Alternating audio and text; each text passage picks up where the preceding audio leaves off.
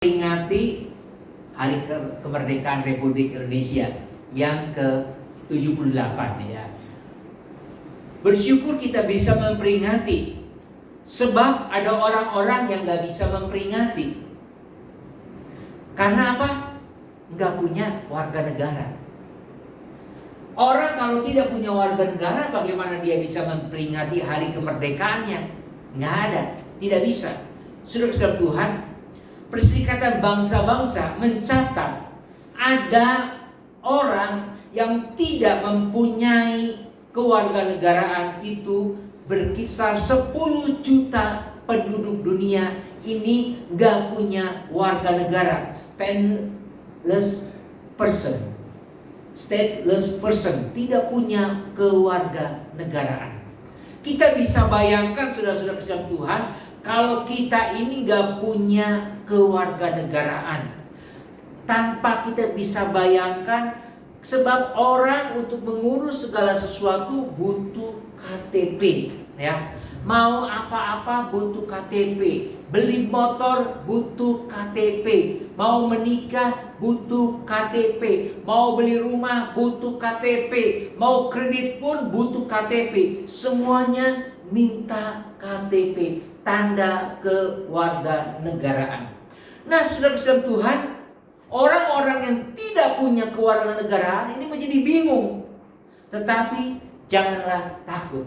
Sebagai orang percaya, saudara Islam Tuhan, di surga kita punya kewarganegaraan baru, ya. Bukan saja di bumi kita punya warganegaraan, tetapi di surga juga punya.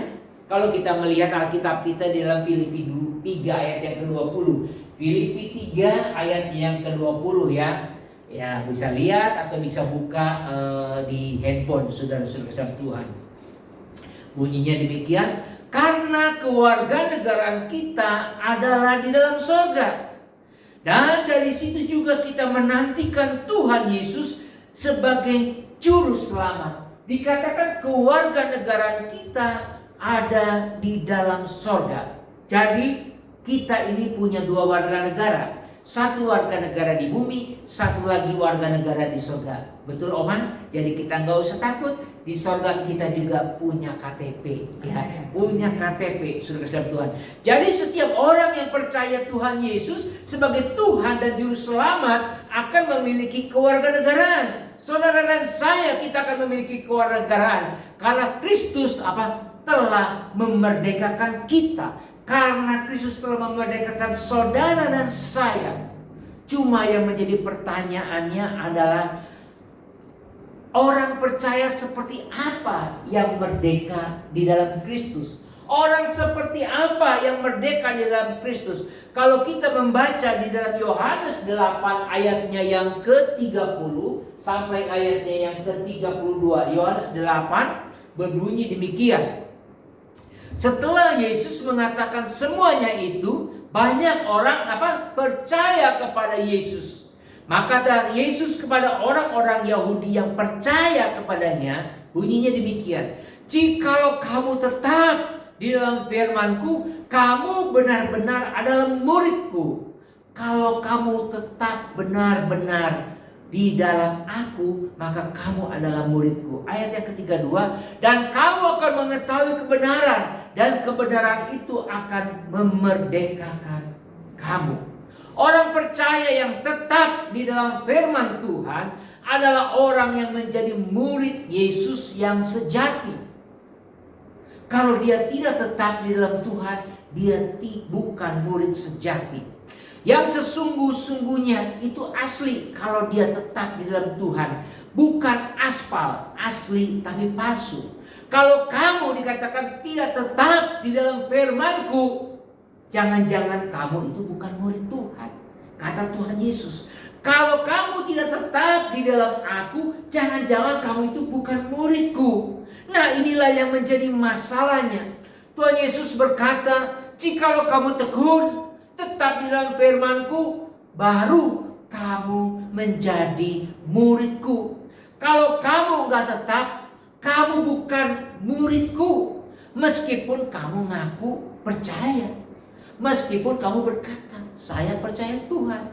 Bahkan bukan saja percaya, tetapi mempunyai gejala-gejala orang yang percaya. Apa? Tingkah lakunya sebagai orang percaya itu kelihatan. Sering datang ke gereja, ikut pendalaman Alkitab, ya, dibaptis, aktif di gereja. Yang tahu betul itu, saudara Tuhan, adalah Tuhan. Apakah memang betul kita ini mengasihi Tuhan atau tidak? Apakah memang kita ini betul adalah orang yang kenal dan mengasihi Tuhan atau tidak?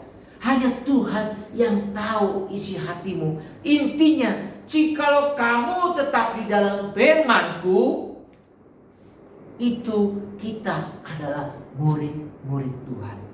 Kata tetap ditulis dalam bentuk past continuous tense. Artinya sudah dan akan dilakukan terus menerus.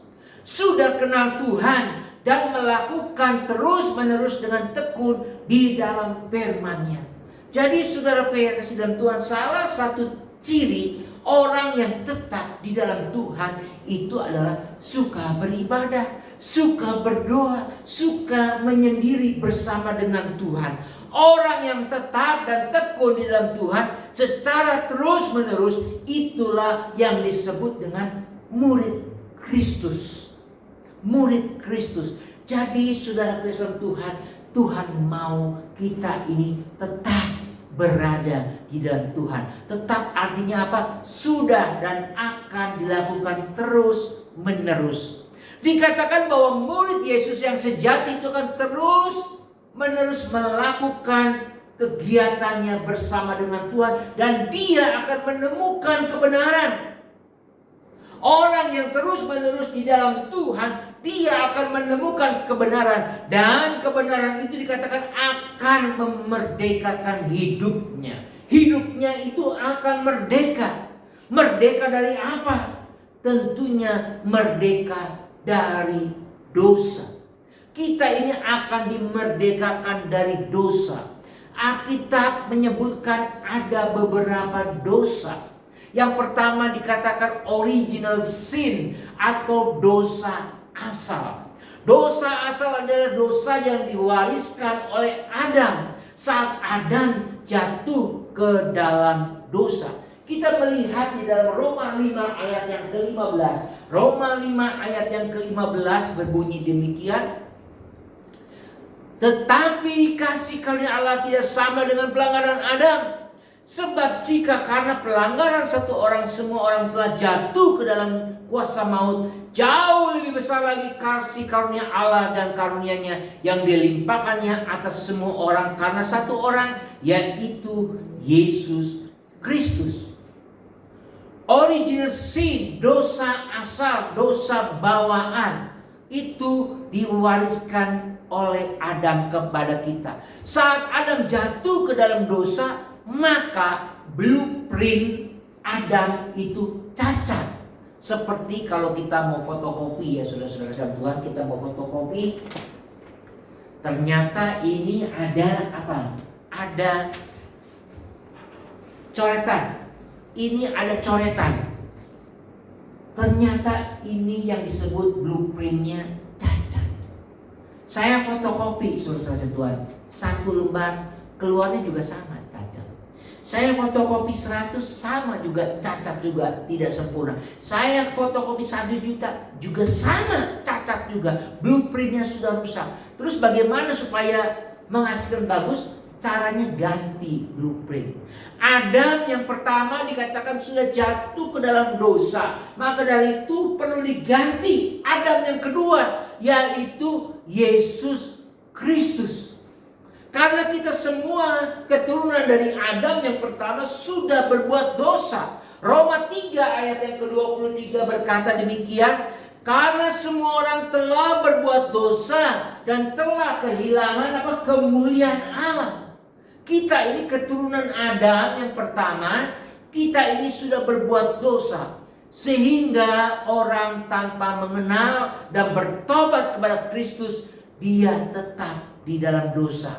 Inilah konsep dasar dosa asal, yaitu original sin. Maka dari itu Tuhan memberikan Adam yang lain, Adam yang kedua, yaitu Yesus Kristus. Adam yang pertama cacat, berdosa. Adam yang kedua, Yesus tidak berdosa. Nah, inilah saudara Tuhan, dosa asal. Yang kedua, saudara Tuhan, ada yang dinamakan actual sin. Dosa aktual artinya dosa perbuatan yang disadari. Saudara melakukan dan saya juga melakukan dosa. Contohnya, berbohong itu dosa sengaja. Menipu itu sengaja. Membunuh itu sengaja. Saudara kasih Tuhan, itu yang dinamakan actual sin. Dosa aktual juga ada dosa yang tidak disadari. Dosa tindakan itu seringkali juga ada yang dinamakan dosa yang tidak disadari. Maksudnya apa? Seringkali kita ngobrol sama orang, gak tahu omongan kita itu menyinggung perasaan orang. Betul? Apa betul? Seringkali kita merasakan begitu. Gak taunya dia tersinggung. Itu dosa yang tanpa disadari, saudara kasih Tuhan. Atau kadang-kadang juga pemahaman kita berbeda. Pemahaman kita itu berbeda saat kita bicara dengan orang lain. Saudara kasih Tuhan, dia menafsirkannya berbeda. Itu tanpa sengaja, itu bisa berdosa. Pernah saudaraku yang kekasih dalam Tuhan, waktu saya di asrama, di seminari, itu ragam orangnya banyak. Satu kamar itu 16 orang. Satu kamar, bayangkan 16 orang. Sukunya banyak. Ada suku Manado, ada suku Batak, ada suku Jawa, ada Irian. Wah, macam-macam. Pernah saudara kasih Tuhan, ada yang dari suku Jawa ini berbicara dengan orang Irian, ya. Menurut orang Jawa itu biasa. Dasar kamu, masa begitu aja kagak ngerti. Orang Irian ini merasa tersinggung. Kenapa? Dia memahami kata dasar itu bagi orang Irian itu penghinaan. Hampir ribut kasih Tuhan. Akhirnya dilerai. Nah, ini dosa yang tidak sengaja. Kita mengucapkan kata-kata ternyata itu menyinggung perasaan. Nah, ini kebetulan yang diekspresikan orang itu marah. Tapi ada juga kalau yang disimpan bagaimana? Itu menjadi dosa terhadap orang lain. Nah, inilah saudara dalam Tuhan, sehingga Tuhan menginginkan kita disucikan dari dosa. Seperti pemazmur Daud berkata di dalam Mazmur 19 ayat yang ke-12b. Mazmur 19 ayat yang ke-12b berbunyinya demikian. Bebaskanlah aku dari apa yang tidak kusadari. 19 ayat 12b.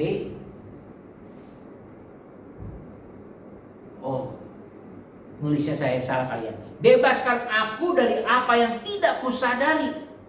Jadi pemazmur juga menyadari, saudaraku yang kekasih di dalam Tuhan, bahwa juga dia seringkali melakukan dosa yang tidak dia sadari. Dia tidak mengerti bahwa perbuatannya itu melanggar dosa, saudaraku yang kekasih di dalam Tuhan. Nah, dalam dosa aktual juga ada dosa yang mendatangkan maut. Tindakan itu yang mendatangkan maut. Nah, ini tambah pusing lagi, saudara kasih Tuhan. Pusing. Dosa ada yang mendatangkan maut, ada yang tidak mendatangkan maut. Memang seperti di dalam 1 Yohanes 5, ya kita lihat 1 Yohanes 5 ayat yang ke-16 ya. 1 Yohanes 5 ayat yang ke-16.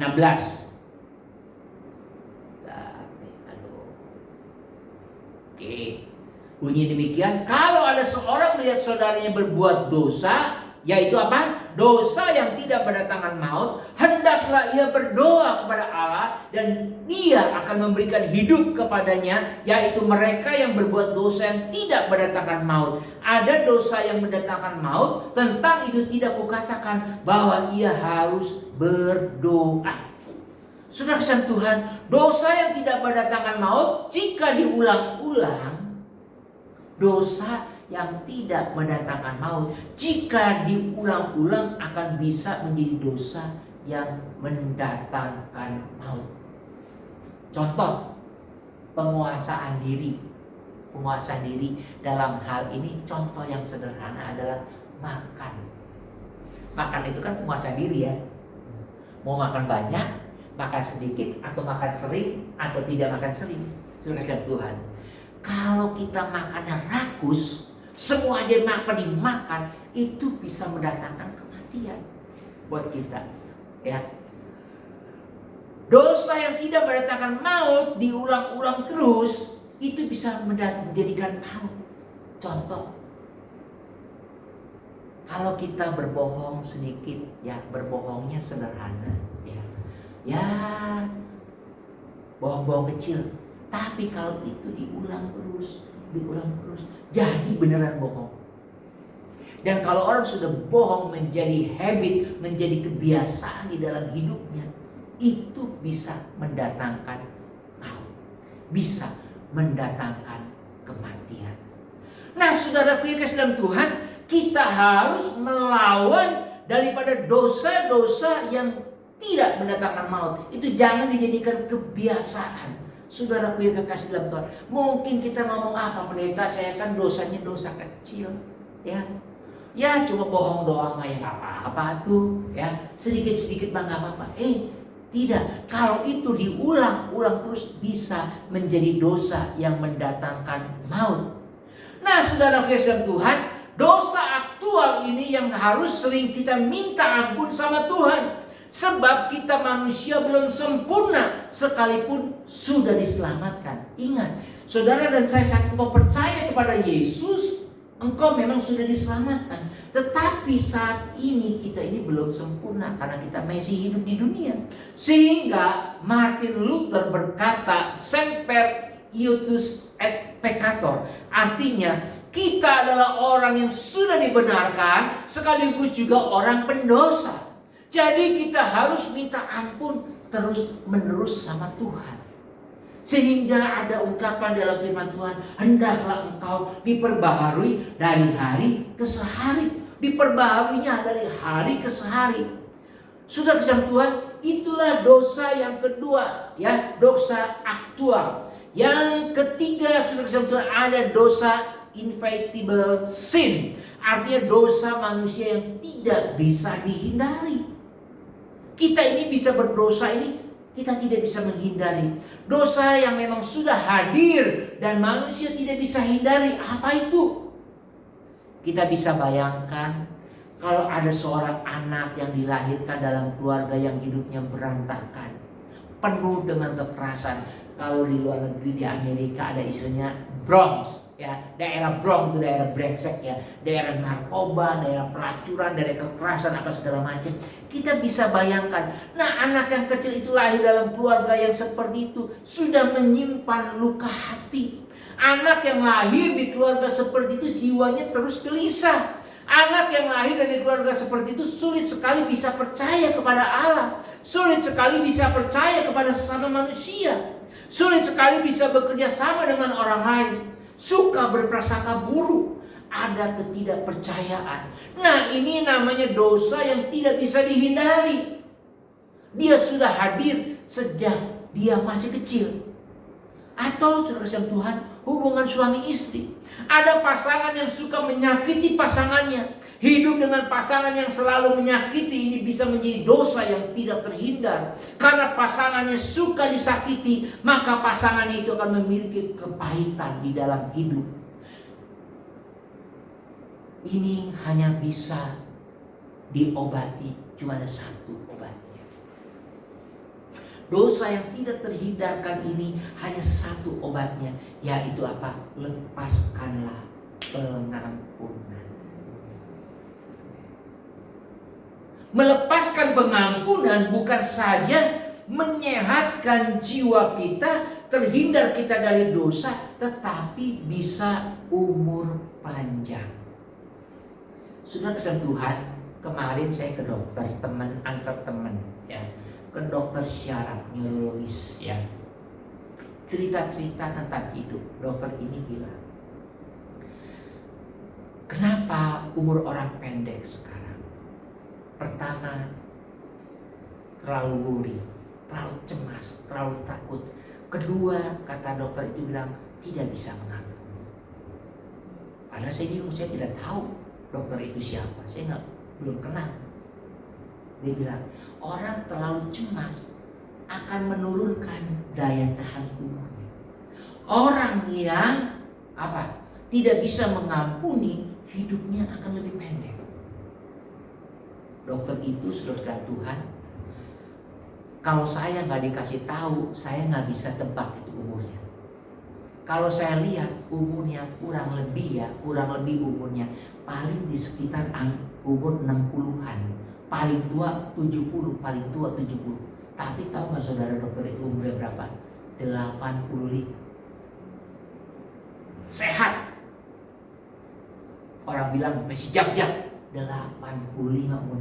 Saya pikir itu umurnya 60, paling tua 70.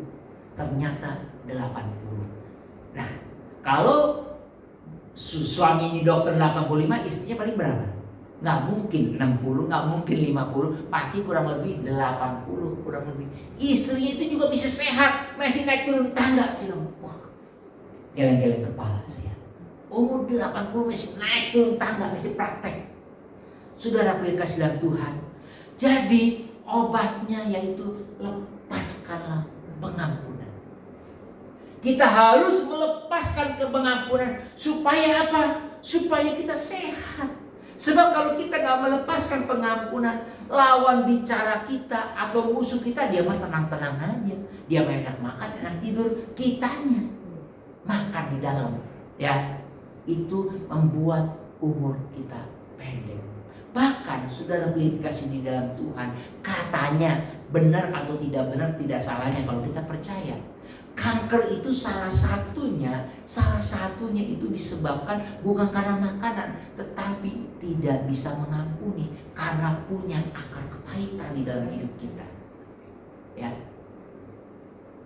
salah satu katanya, ya sekali lagi benar atau tidak benar, nggak ada salahnya kalau kita percaya.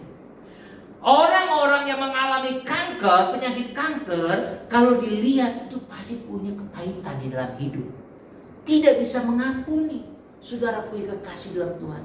Bahkan orang ini saudara dalam Tuhan tidak lepas dari siapa saja, entah itu jemaat, entah itu pendeta. Kalau tidak bisa mengampuni, itu bahaya. Saudaraku yang kekasih dalam Tuhan. Pernah mungkin saya ceritakan kesaksian ini, kisah nyata seorang pendeta yang tidak bisa mengampuni.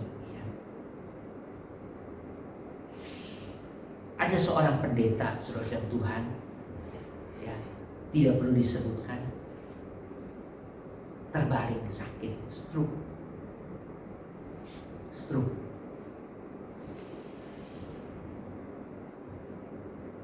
Saat itu datanglah teman sejawatnya, pendeta juga. Dia datang berkunjung, dia mendoakan.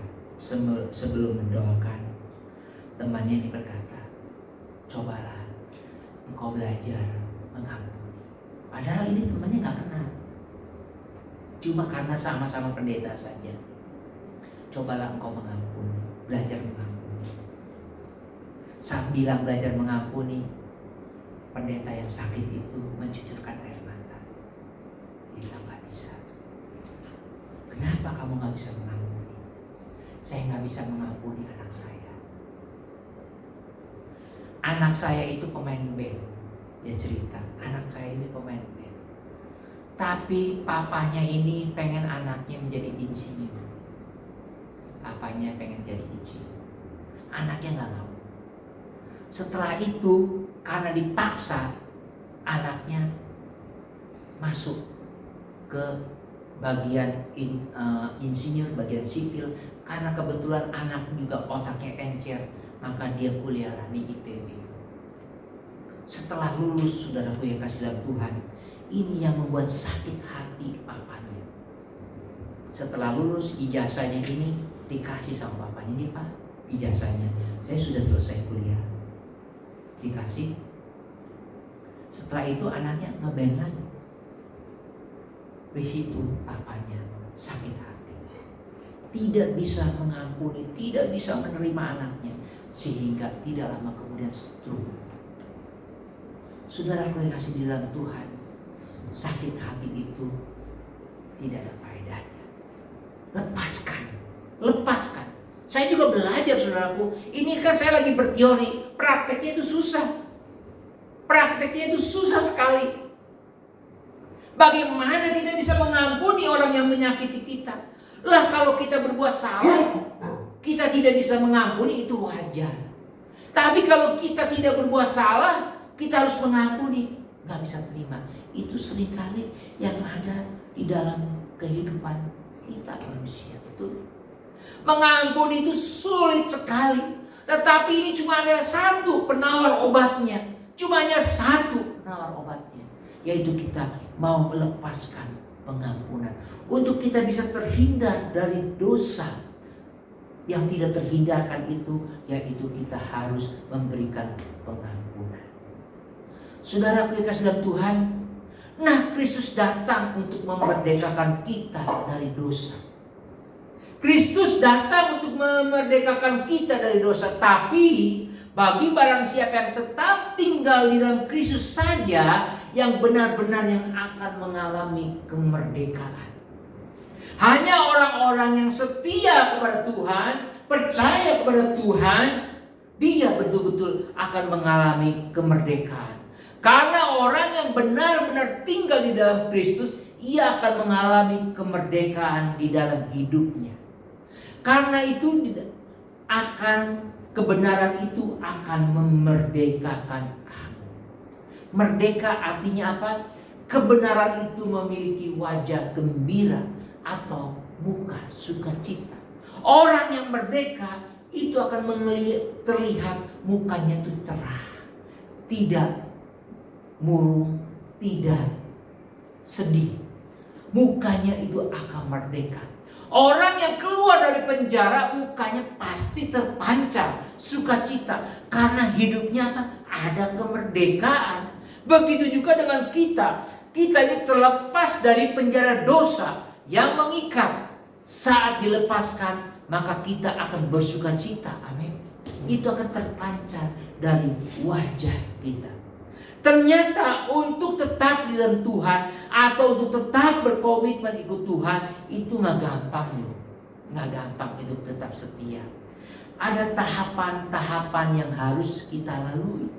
Alkitab menggambarkan seperti dalam pertumbuhan seorang bayi. Kita melihat di dalam 1 Petrus 2 ayat yang kedua.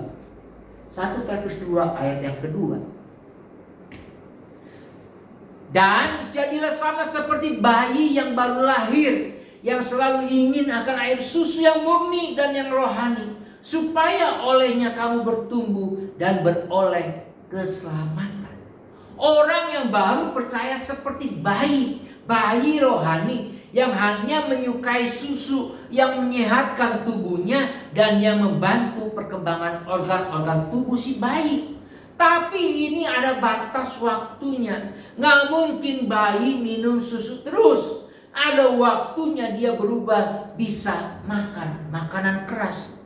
Kenyataannya saudara Tuhan, banyak bayi-bayi rohani di dalam gereja yang hanya menyukakan susu saja, menyukai yang enak-enak saja, tidak mau yang keras-keras. Kalau dikasih yang keras, ngambek. Kalau dikasih yang keras, protes, saudara kesang Tuhan. Tepat seperti yang dikatakan Paulus di dalam 1 Korintus 3 ayat yang pertama. 1 Korintus 3 ayat yang pertama sampai ayat yang kedua. Dan saudara-saudara, pada waktu itu tidak dapat berbicara dengan kamu seperti dengan manusia rohani, tetapi hanya dengan manusia duniawi yang belum dewasa dalam Kristus. Susulah yang kuberikan kepadamu, bukanlah makanan yang keras, sebab kamu belum dapat menerimanya, dan sekarang pun kamu belum dapat menerimanya. Jadi Paulus berkata, kamu hanya bisa minum susu terus, padahal umur kamu sudah besar. Inilah kenyataan di dalam gereja, banyak bayi-bayi rohani. Dan ini dipertegas di dalam Ibrani 5 ayat yang ke-12. Ibrani 5 ayat yang ke-12 berbunyi demikian. Sebab sekalipun kamu ditinjau dari sudut waktu, sudah seharusnya menjadi pengajar, kamu masih perlu lagi diajarkan asas-asas pokok dari penyataan Allah. Dan kamu masih memerlukan susu, bukan makanan keras. Banyak bayi-bayi rohani di dalam gereja. Masih banyak orang Kristen yang masih memerlukan susu. Artinya hidup belum mengalami kemerdekaan sejati. Kemerdekaan sejati artinya hidup yang mengalami kelepasan dosa. Tidak ada lagi dosa-dosa yang mengikat kita, karena kita sudah di dalam Kristus. Walaupun kita bisa saja jatuh ke dalam dosa, tetapi tidak hidup di dalam dosa. Setiap orang bisa mengalami lapar. Seperti jam sekarang ini. Jam siang sudah waktunya makan. Lapar. Kalau kita makan, laparnya hilang, betul? Karena siang memang jamnya makan.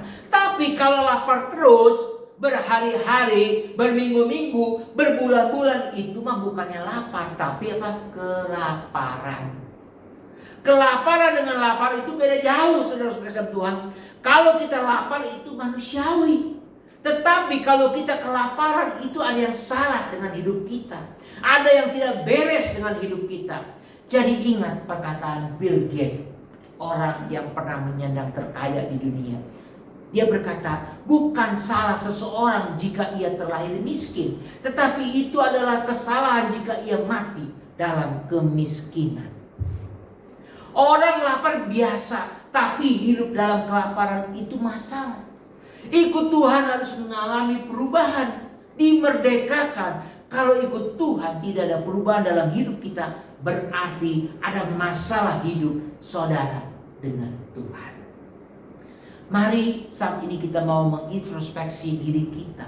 Apakah kita sudah mengalami perubahan? Apakah Kristus sudah memerdekakan kita? Kalau belum, mari kita datang kepada Dia. Buka hati kita kepada Dia. Saya percaya Tuhan Yesus ada di sini. Saya percaya walaupun kita hanya sekumpulan kecil saja. Dan Tuhan mau memerdekakan saudara dan saya dari dosa. Dari keterpurukan hidup kita, Tuhan akan ubahkan.